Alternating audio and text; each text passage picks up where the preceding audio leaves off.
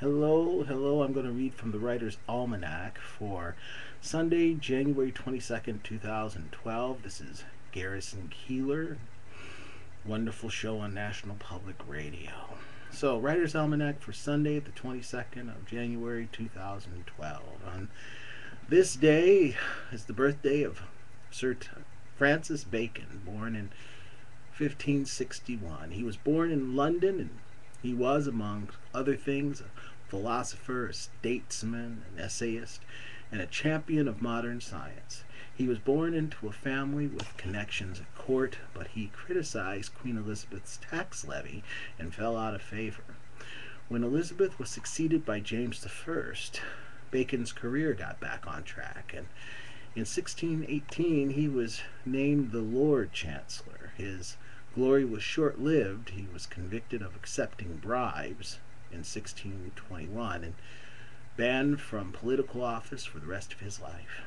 He spent much of his intellectual life challenging Aristotle's view that knowledge should begin with universal truths. He said, "If a man will begin with certainties, he shall end in doubts. But if he will begin with doubts, he shall end in certainties." In Novum Organum in 1620, Bacon wrote that scholars should build their knowledge of the world from specific observable details. His theory is now known as the scientific method and is the basis of all experimental science. I screwed up a sentence here. Lord Chancellor said, "If a man will begin with certainties, he shall end in doubts. But if he will be content to begin with doubts, he shall end in certainties." It's the birthday of the notorious British Romantic poet Lord Byron, born George Gordon in London in 1788. He was impulsive, compulsive, and given to excesses with lovers of both sexes. He had an incestuous relationship with his half-sister Augusta, and may have been the father of one of her children. He was sexy, charismatic, witty, athletic, and bipolar. One of his lovers, Lady Caroline Lamb, called him mad, bad, and dangerous to know. Now that sounds like a movie. I bet you there has been a movie, I just don't know of it. Sounds like an incredible movie, doesn't it? He married once to Anne Isabella Milbank in 1814, same year that Jane Austen wrote Persuasion, in the hope that domestic life would help him control his wild behavior. His marriage was a poor fit from the start. His wife was humorless and rigid, and they were both miserable.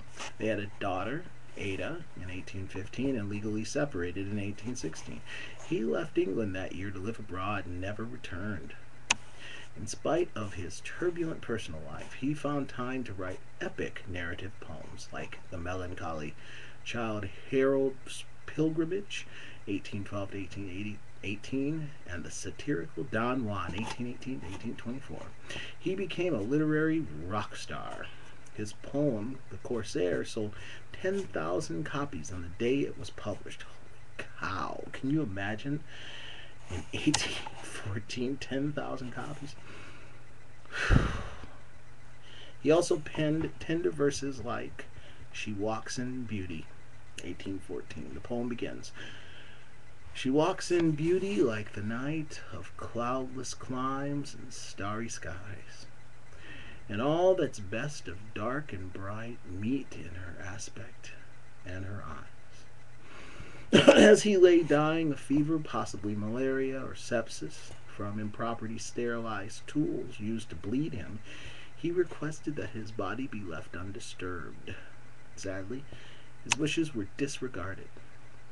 Doctors cut him open almost upon his last breath, removing parts of his skull and organs for souvenirs. His remains were denied burial in Westminster Abbey for reasons of questionable morality. He was buried at the Church of St. Mary Magdalene in Nottinghamshire.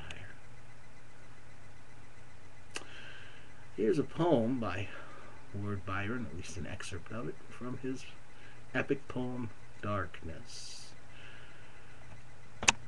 I had a dream, which was not all a dream. The bright sun was extinguished, and the stars did wander darkling in the eternal space, rayless and pathless, and the icy earth swung blind and blackening in the moonless air. Morn came and went and came and brought no day, and men forgot their passions in the dread of this their desolation, and all hearts were chilled into a selfish prayer for light. And they did live by watchfires, and the thrones, the palaces of crowned kings, the huts, the habitations of all things which dwell, were burnt for beacons. Cities were consumed, and men were gathered around their blazing homes to look once more into each other's face. Happy were those which dwelt within the eye of the volcanoes and their mountain torch. All fearful hope was all the world contained. Forests were set on fire, but hour by hour they fell and faded, and the crackling trunks extinguished with a crash, and all was black. It's an excerpt from Darkness by Lord Byron in public domain.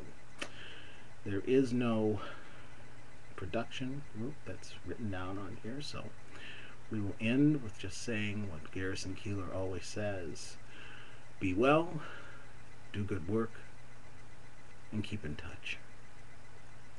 Have a great Monday.